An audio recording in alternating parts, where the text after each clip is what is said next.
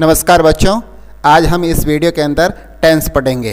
हम जब भी ग्रामर की शुरुआत करते हैं इंग्लिश के अंदर तो हम सबसे पहले टेंस से ही इसकी शुरुआत करते हैं, क्योंकि यही इसकी मेन थीम है और बाकी जितने भी ग्रामर के पार्ट्स हैं वो इसके इर्द गिर्द घूमते हैं।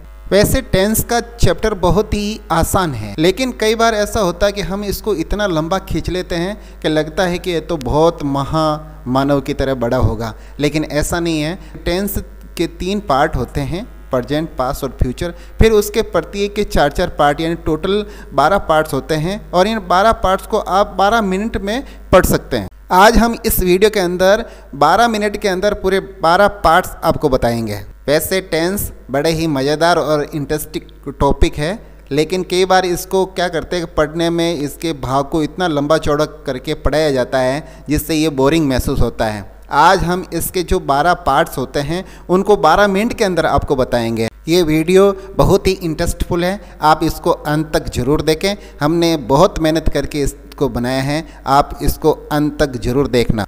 सबसे पहले हम ये जानेंगे कि टेंस होता क्या है। टेंस एक काल है, ये ग्रामर का एक शब्द है जो वर्ब फॉर्म की ओर संकेत करता है। इन वर्ब फॉर्म यानी क्रिया के रूप द्वारा विभिन्न समय को दर्शाया जाता है। टाइम, समय अथवा काल, ये किसी विशेष भाषा द्वारा संचालित नहीं है, ये तो मानव की एक कल्पना है। अगर हम चाहे तो इंग्लिश के अंदर इसकी डेफिनेशन इस प्रकार देंगे। Tense is an indicator of the form of a verb in correspondence to our concept of time, यानी हमारी समय की अवधारणा के अनुरूप टेंस क्रिया की फॉर्म को इंगित करता है। अब हम जानेंगे कि टेंस के कितने भाग होते हैं। टेंस को 3 भागों में विभाजित किया गया है। पहला जो पार्ट है, पहला जो भाग है इसका प्रेजेंट टेंस, यानी इसको हिंदी के अंदर वर्तमान काल कहा जाता है। दूसरा पार्ट पास्ट टेंस यानी भूतकाल और तीसरा फ्यूचर टेंस यानी भविष्य काल। और इसके बाद जो इसके 3 भाग हैं, इन तीनों भागों को 4-4 भागों में विभाजित किया है। वो किस प्रकार किया वो भी हम समझ लेते हैं। टेंस का जो उपवर्गीकरण है वो इस प्रकार किया गया है। प्रत्येक टेंस को 4-4 भागों में वर्गित किया और प्रत्येक भाग के अंदर जैसे पहला जो भाग है वो इनडेफिनेट यानी सिंपल टेंस, और जो दूसरा पार्ट है वो है कंटिन्यू टेंस या प्रोग्रेसिव टेंस, एक ही बात है। तीसरा जो टेंस है वो है परफेक्ट टेंस और चौथा जो भाग क्या है परफेक्ट कंटिन्यू टेंस। यानी प्रत्येक टेंस के 4 पार्ट कर दिए। जो सिंपल बात में कहा जाता है यानी जो एकदम डेफिनेट होता है, स्वतंत्र होता है, तो उसको हम सिंपल टेंस के अंदर लेते हैं। दूसरा वाक्य का जो सेंस होता है या फिर हम क्रिया का जो भाव है वो कंटिन्यू यानी लगातार कार्य होने का भाव प्रतीत हो तो वो कंटिन्यू टेंस के अंदर आएगा।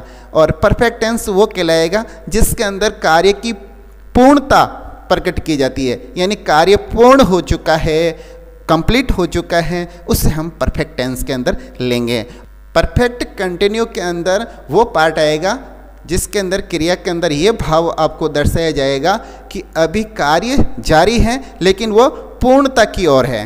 इस प्रकार प्रत्येक टेंस पास्ट, प्रेजेंट और फ्यूचर, इन तीनों के अंदर ये 4-4 पार्ट है। इस प्रकार कुल 12 टेंस के भागों में वर्गीकृत किया गया है। हम जब भी वाक्य का निर्माण करते हैं तो मुख्य रूप से उसके अंदर 4 चीज़ें होती है। एक होता है सब्जेक्ट, दूसरा होता है हेल्पिंग वर्ब, तीसरा होता है मेन वर्ब और चौथा भाग होता है उसका आप ऑब्जेक्ट की बोल सकते हैं या अदर वर्ड भी कह सकते हैं। तो इस प्रकार उस वाक्य के अंदर 4 चीज़ें मुख्य रूप से होती है। लेकिन हम जब टेंस के अंदर जो चेंज करेंगे वो हम 2 चीज़ों को बार बार चेंज करेंगे, वो करेंगे हेल्पिंग वर्ब और मेन वर्ब। टेंस के अंदर यही चीज़ें होती है, काल, समय, ये जो हम चीज़ चेंज करते हैं वो हमेशा हेल्पिंग वर्ब के अंदर चेंज होती रहेगी। तब आपको मालूम चलेगा कि ये टेंस किस प्रकार एक वाक्य जो वर्तमान काल में बोला जाता है वही भविष्य काल में किस प्रकार बोल सकते हैं और उसी को पास्ट टेंस में कैसे बोला जाता है, तो वही इंग्लिश के अंदर ट्रांसलेट करना होता है। यही टेंस के पार्ट होते हैं जो हम आगे लेने वाले हैं। मेरा जो टेंस पढ़ाने का तरीका है वो अलग है। मैं क्या करूँगा, आपको पहले ही तीन जो टेंस हैं, तीनों टेंसों को एक साथ लेकर बताऊंगा ताकि आपको समझ में आ जाएगा कि एक जो वाक्य होता है जो वर्तमान काल में किस प्रकार बनता है, भविष्य काल में किस प्रकार बनता है और भूतकाल में किस प्रकार से बनता है। जैसे हम लेते हैं सबसे पहले टेंस चार्ट, और टेंस चार्ट के अंदर हम इसके पार्ट हैं। पार्ट के अंदर सबसे पहले जो हम लेंगे इंडेफिनेट सिंपल टेंस, उसके अंदर हम प्रेजेंट टेंस आपको बता देते हैं। प्रेजेंट टेंस में होता क्या है, हम मेन चीज़ समझेंगे कि हिंदी के अंदर इसकी पहचान क्या होती है। हिंदी के अंदर जो पहचान है वो ता है, ती है, ते हैं, यानी ता हूँ। इस प्रकार अगर हिंदी के वाक्य के अंत में ये शब्द आपको मिलते हैं तो आपको प्रेजेंट सिंपल टेंस समझना चाहिए। और इसका सूत्र क्या होता है, अगर आपका सब्जेक्ट सिंगुलर हो तो क्रिया की फर्स्ट फॉर्म के साथ एस या ई एस लगता है और ऑब्जेक्ट, ये आपके सामने हमने सूत्र बना के समझाया। और अगर सब्जेक्ट प्लूरल हो तो वर्ब के साथ कुछ नहीं लगेगा और ऑब्जेक्ट के बाद में आप कोई अदर वर्ड आता तो वो भी काम ले सकते हैं। और हेल्पिंग वर्ब, इसके अंदर जो मेन हेल्पिंग वर्ब होती हैं वो होती हैं डू और डज, ये समझना है। ये हर टेंस के अंदर, प्रत्येक टेंस के अंदर चेंज होती रहेगी हेल्पिंग वर्ब, आप इसको ध्यान रखना। बस यही सीखने वाली बात होती है टेंस के अंदर। और एक एग्जाम्पल लेके आपको बता देते हैं कि इसमें वाक्य किस प्रकार बनता है। जैसे वह लिखता है, ये प्रेजेंट सिंपल टेंस का वाक्य हुआ क्योंकि इसके अंत के अंदर जो ता है शब्द आपके सामने दिख रहा है और हमने इसकी पहचान बताई थी, ता है, ती है। तो इस प्रकार आप समझेंगे कि ये वाक्य प्रेजेंट इंडेफिनेट या प्रेजेंट सिंपल टेंस का है। हम इसको इस प्रकार लिखेंगे, ही राइट्स। अब ये जो हमारे सामने सब्जेक्ट है ही, वो सिंगुलर है, इसलिए इसमें जो मुख्य क्रिया राइट है इसके अंदर डज मिलाना है, राइट्स कर दिया हमने एस या एस लगाकर। वे लिखते हैं, यानी यहाँ पर जो हमारा कर्ता है वो प्लूरल है, बहुवचन है, तो हमने दे राइट लिखा। यहाँ पर एस या ई एस नहीं लगा है। इसका अर्थ आप समझ चुके हैं कि अगर सब्जेक्ट प्लूरल हो तो वहाँ कुछ नहीं लगता है। इस प्रकार हम आगे बढ़ते हैं, आपको बताते हैं हम पास्ट टेंस। पास्ट टेंस में किस प्रकार होता है आप देख लीजिए, दोनों की तुलना करेंगे तो आपको ज़्यादा समझ में आएगा, बेटर समझ में आएगा कि देखो फ़र्क क्या है। यहाँ पर ता है, ती है, यहाँ पर ता था और ती थी, ते थे, या, आ, ई, ए आदि शब्द आते हैं तो वो पास्ट टेंस कहलाता है। यहाँ पर जो सूत्र जो प्रेजेंट टेंस में था वो क्रिया फर्स्ट फॉर्म और एस या ई एस और ऑब्जेक्ट ये था। और आपको अगर पास्ट टेंस देखना है तो इसमें सब्जेक्ट वर्ब की सेकंड फॉर्म और ऑब्जेक्ट, ये फ़र्क मिलेगा आपको। क्योंकि यहाँ हेल्पिंग वर्ब डू और डज थी तो यहाँ हेल्पिंग वर्ब आपको डिड मिल रही है। जब भी डिड किसी फॉर्म के अंदर मिलती हैं तो क्रिया को सेकंड फॉर्म बना देती हैं। और यदि वाक्य नेगेटिव हो, नकारात्मक हो, तो सब्जेक्ट डिड नॉट प्लस क्रिया की फर्स्ट फॉर्म रहेगी। क्योंकि यहाँ से डिड बाहर निकल चुका है तो ये क्रिया फर्स्ट फॉर्म बन गई। उसके बाद आपको ऑब्जेक्ट लिखना है। उसके बाद हेल्पिंग वर्ब डिड आपको समझ में आ चुका है। एग्जाम्पल लेंगे, एग्जाम्पल वह लिखता था। आप दोनों का कंपेरिजन करें प्रेजेंट टेंस से कि वह लिखता है और यहाँ पर है वह लिखता था, तो ही रोट, यानी ये आपको क्रिया की सेकंड फॉर्म की है, राइट की, रोट। उसके बाद में अगर आप नेगेटिव के अंदर लिखें तो वे नहीं लिखते थे, ये आपके प्लूरल भी हैं और नेगेटिव भी हैं, तो दोनों चीज़ आप इसके अंदर समझ जाएंगे। दे डिड नॉट राइट, अब डिड भी आ गया। अगर सिंगुलर है कर्ता या प्लूरल है कर्ता, दोनों में डिड ही आएगा, ये बहुत अच्छी बात, आप इसको इजी गोइंग सीखेंगे। उसके बाद चलते हम फ्यूचर टेंस की तरफ। फ्यूचर टेंस की भी इसके साथ तुलना कर लेते हैं। पहचान क्या होगी इसकी, घा, गे, घी, यानी कर्ता सिंगुलर है तो घा, और वही आपके जेंडर, अगर मेल है तो घा आएगा, फीमेल है तो गी, और प्लूरल करता है तो गे। सूत्र सब्जेक्ट विल सेल क्रिया की फर्स्ट फॉर्म और ऑब्जेक्ट, और हेल्पिंग वर्ब विल सेल। और एग्जाम्पल देख लेते हैं, वह लिखेगा। अब अंतर करें तीनों के अंदर, वह लिखता है, वह लिखता था और वह लिखेगा, बस इतना सा फर्क है, बाकी कहीं फर्क नहीं मिल रहा। आपको अंत के अंदर जो शब्द हिंदी का है वो आपको परिवर्तित दिख रहा है। आप देख लीजिए तीनों के अंदर, तो वह लिखे गा, ये गा शब्द इसके अंदर आया है, इसका मतलब ये फ्यूचर टेंस है। इसका कर्ता हम वह का ही लेंगे और जो इसकी हेल्पिंग वर्ब है वो विल लेंगे और जो मेन वर्ब है वो राइट लेने हैं फर्स्ट फॉर्म के अंदर। अगर ऑब्जेक्ट आता तो वो आगे आता। और ये एक कंफ्यूज दूर करने के लिए मैं विल का भी लिया और सेल का भी लिया। विल कहाँ काम आता है और सेल कहाँ काम आता है वो भी बता देता हूँ। अगर आपका फर्स्ट वर्सन है आई और वी, उसके साथ हमेशा सेल आएगा, बाकी सभी के साथ आपको विल लिखना है। यानी ये आपके क्लियर हो चुका है। केवल मात्र दो शब्द आई और वी, इसके साथ आपको सेल लिखना है, बाकी सभी के साथ आपको विल लिखना है। तो वह लिखेगा ही विल राइट, और हम लिखेंगे और हम शब्द यानी वी आ रहा है तो इसके साथ आपको सेल लिखना है। तो we cell right.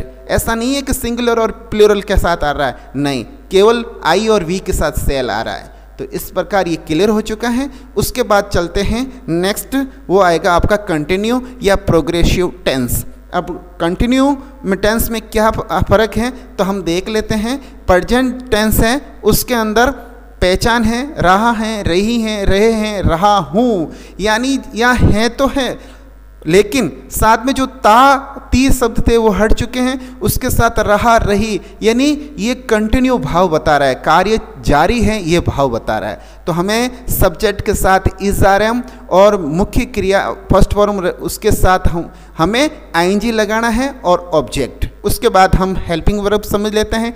Is R M ये हेल्पिंग वर्ब रहेगी इसकी। अगर सब्जेक्ट सिंगुलर है तो इज, अगर सब्जेक्ट प्लूरल है तो आर, और यदि सब्जेक्ट आई है तो उसके साथ एम आएगा। एम सिर्फ आई सब्जेक्ट के साथ ही आएगा। इसका एग्जाम्पल देख लेते हैं। वह लिख रहा है, ही इज राइटिंग। वह लिख रहे हैं यानी ये बहुवचन है तो दे आर, ये आर हो गया, इज की जगह आर हो गया, और राइट के साथ आईएनजी लगा दिया, राइटिंग, दे आर राइटिंग। और अब चलते हैं पास्ट टेंस की ओर। पास्ट टेंस में क्या फ़र्क है वो भी देख लेते हैं। यहाँ रहा है लेकिन पास्ट टेंस में रहा था। प्रेजेंट कंटिन्यू के अंदर रही हैं तो पास्ट कंटिन्यू के अंदर रही थी। रहे हैं तो रहे थे, बस था थे थी का फर्क है जो पास्ट टेंस है, बस इतना सा फर्क है। समझिए, आपको इस दोनों को रटने की जरूरत नहीं है, केवल समझने की जरूरत है। सब्जेक्ट यहाँ पर इज आर एम था तो आपको यहाँ वाज वर करना है। क्रिया फर्स्ट फॉर्म आईएनजी और ऑब्जेक्ट, कहीं पर भी कुछ भी फर्क नहीं मिलेगा आपको, मात्र इज आर एम की जगह वाज वर करना है। या कर्ता अगर सिंगुलर है तो वाज और कर्ता प्लूरल है तो वर्क करना है। आप अगर दोनों का कंपैरिजन करेंगे तो बहुत आसानी से समझ जाएंगे। देखो, अगर प्रेजेंट टेंस के अंदर वह लिख रहा है, ये हिंदी के अंदर लिखा है, तो अगर उसको हम पास्ट टेंस में देखते हैं तो वह लिख रहा था, सिर्फ हमने है शब्द है उसको हटा दिया, उसकी जगह था शब्द कर दिया और ये पास्ट टेंस हो गया कंटिन्यू का। यदि हम इसको इंग्लिश के अंदर सेंटेंस में बनाएं तो ही वाज राइटिंग, जहाँ ही इज़ राइटिंग था वहाँ ही वाज राइटिंग। आप फर्क ये देखेंगे कि जहाँ इस था वो इज हटा के यहाँ वाज करना है और ये पास्ट टेंस हो गया। कितना आसान है और कितना जल्दी आप सीख पाएंगे। वे लिख रहे हैं, वे लिख रहे थे, हमने यहाँ हैं की जगह थे कर दिया। दे वर राइटिंग, यहाँ दे आर राइटिंग है, हमने यहाँ से आर हटा के वर कर दिया, ये पास्ट टेंस बन गया। अब चलते हैं फ्यूचर की ओर, वो भी देख लेते हैं कि उसमें क्या डिफरेंस है।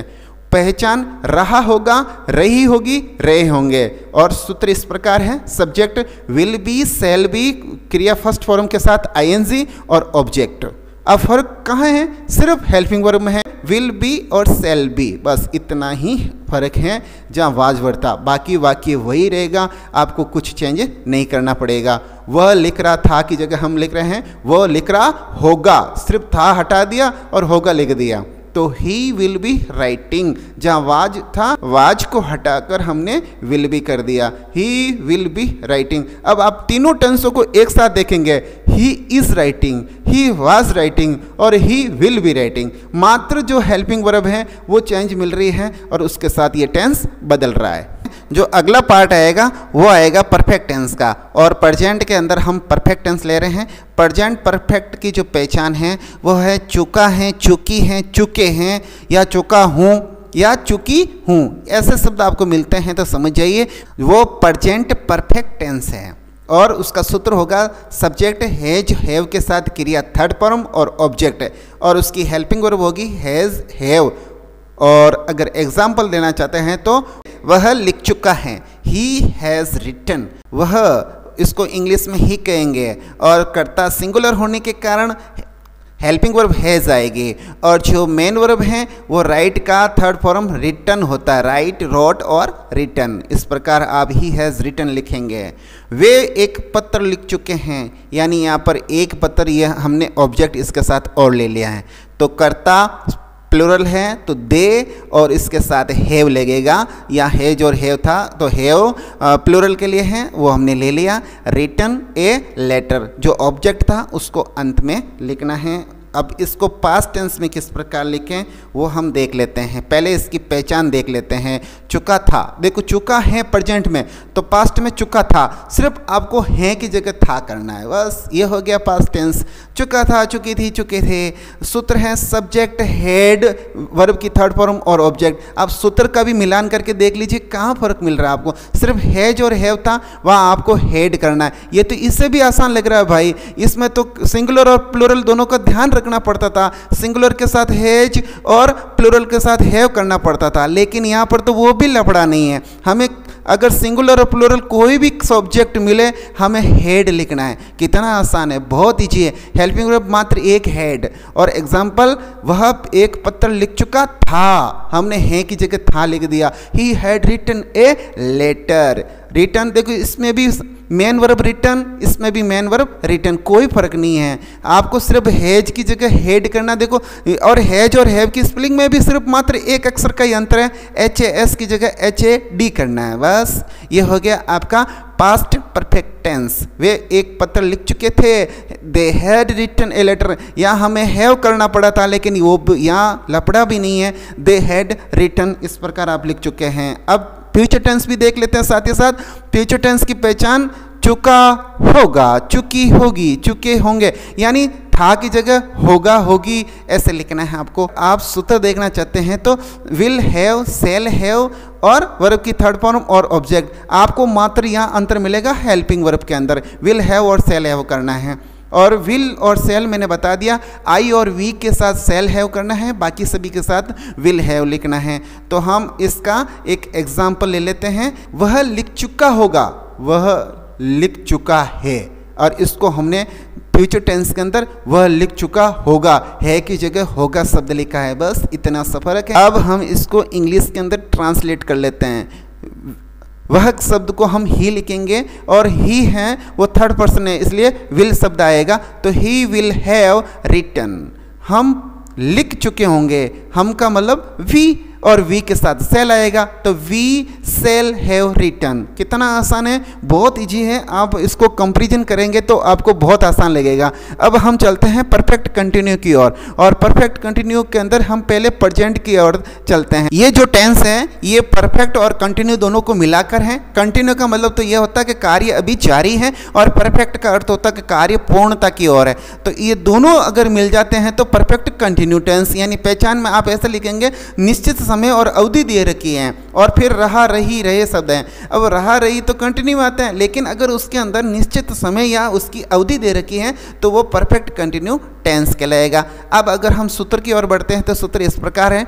Subject has been, have been, क्रिया फर्स्ट फॉर्म के साथ आईएनजी आपको लगाना है, ऑब्जेक्ट और सिंस और फॉर लगाना है। अब आप थोड़ा सा फर्क समझेंगे कि सिंस और फॉर ये कहाँ प्रयोग होते हैं। यदि वाक्य के अंदर पॉइंट ऑफ टाइम दे रखा है, यानी निश्चित समय दे रखा है, पॉइंट ऑफ टाइम, तो आपको सिंस लिखना है। अगर पीरियड दे रखा है, अवधि दे रखी है, तो आपको फॉर लिखना है। अब आप जो ये वाक्य देखेंगे वह 2 घंटे से लिख रहा है, तो 2 घंटे निश्चित समय नहीं है। 2 घंटे कभी भी हो सकते हैं, 7 से 9 के बीच में भी हो सकते हैं, 10 से 12 के बीच में भी हो सकते हैं। ये आपका निश्चित समय नहीं है, ये अवधि है, इसलिए यहाँ हम फॉर का इस्तेमाल करेंगे। अगर यहाँ फिक्स समय होता, पॉइंट ऑफ टाइम होता, तो हम यहाँ सिंस लिखते हैं। जैसे समय 1 बजे, 7 से 8 बजे, 9 से 11 बजे, ऐसा समय दे रखा है, सुबह शाम, या निश्चित वर्ष दे रखा है 1980, 1985, ऐसा निश्चित समय मिलता है तो आपको सिंस लिखना है। तो अब आप समझ चुके हैं कि सिंस और फॉर का इस्तेमाल क्या करना है। तो हम यहाँ पर फॉर का इस्तेमाल कर रहे हैं क्योंकि यहाँ अवधि आई है। अब चलते हैं पास्ट टेंस की ओर। पास्ट टेंस के अंदर हम देखेंगे निश्चित समय और अवधि वही है, बात ज़्यादा कुछ नहीं है इसके अंदर। रहा था, रही थी, रहे थे, जहाँ रहा है, रही हैं, वहाँ पर रहा था और रही थी लिखना है और कुछ नहीं है। और यहाँ पर सब्जेक्ट के साथ हैज़ और हैव बीन आ रहा है, पास्ट टेंस के अंदर सब्जेक्ट के साथ हैड बीन आ रहा है। बस इतना सा फर्क है। आपको हैज और हैव की जगह हैड लिखना है और बीन लगाना है, बस इतना सा फर्क है। सूत्र हो गया, सब्जेक्ट हैड बीन प्लस क्रिया की फर्स्ट फॉर्म के साथ आईएनजी, उसके बाद ऑब्जेक्ट, उसके बाद सिंस और फॉर। सिंस और फॉर का मीन्स वही है जो प्रेजेंट टेंस में था, कोई चेंज नहीं होगा। हेल्पिंग वर्ब हैड बीन समझ में आ चुकी है आपको। हैज और हैव दोनों की जगह एक ही काम लेना है, हैड बीन। एग्जाम्पल ले रहे हैं, वह 2 घंटे से लिख रहा है, he had been writing for 2 hours। तो आप समझ चुके हैं कि आपको यहाँ हैज बीन लिखा हुआ था, वहाँ हैड बीन लिखना है, बस इतना सा फर्क है प्रेजेंट टेंस और पास्ट परफेक्ट टेंस में। अब हम चलते हैं फ्यूचर की ओर। फ्यूचर के अंदर जो इसकी पहचान है, निश्चित समय अवधि और रहा होगा, रही होगी और रहे होंगे। जहाँ हैं और था और फ्यूचर के अंदर होंगे, बस इतना सा फर्क है, कोई फ़र्क नहीं, ज़्यादा फर्क नहीं मिलेगा आपको। अगर आपको समय के अंदर फर्क मिल रहा है तो आपको सिर्फ हेल्पिंग वर्ब के अंदर चेंजिंग करनी है। Subject will have been, shall have been, क्रिया की फर्स्ट फॉर्म, उसके अंदर आईएनजी, ऑब्जेक्ट और सिंस और फॉर, मात्र आपको हेल्पिंग वर्ब चेंज करनी है। बाकी सूत्र के अंदर कहीं पर भी चेंजिंग नहीं करनी है। हेल्पिंग वर्ब आपको यहाँ लिखनी है विल हैव बीन और शैल हैव बीन। और विल हैव बीन कहाँ आएगा और शैल हैव बीन कहाँ आएगा, ये आप अच्छे से जानते हैं। बस आई और वी के साथ शैल हैव बीन लिखना, बाकी सब के साथ विल हैव बीन। एग्जाम्पल ले लेते हैं, वह 2 घंटे से लिख रहा होगा। बस यहाँ देखो, आप पास्ट टेंस के अंदर देखो तो क्या लिख रहा है, वो 2 घंटे से लिख रहा था, और यहाँ पर क्या आ रहा, वो 2 घंटे से लिख रहा होगा आने वाले समय में, है ना। He will have been writing for 2 hours। तो इस प्रकार आप बहुत आसान तरीके से टेंस को कर सकते हैं। अगर आप इन टेंस की तुलना करेंगे आपस में, तीनों टेंस की, प्रेजेंट, पास्ट और फ्यूचर की, उनका कंपैरिजन करने के बाद अगर आप उनको देखेंगे तो आपको टेंस बहुत ही आसान और सरल लगेंगे और चुटकियों में सीख जाएंगे। मैं आशा करता हूं कि आपको आज ये टेंस बहुत अच्छे से समझ में आया होगा। आज का वीडियो यहीं तक, आगे आने वाले वीडियो में एक एक पार्ट्स को लूँगा और उस पर आपको विधिवत रूप से पूर्ण जानकारी दूंगा। तब तक के लिए नमस्कार, वंदे मातरम, जय हिंद।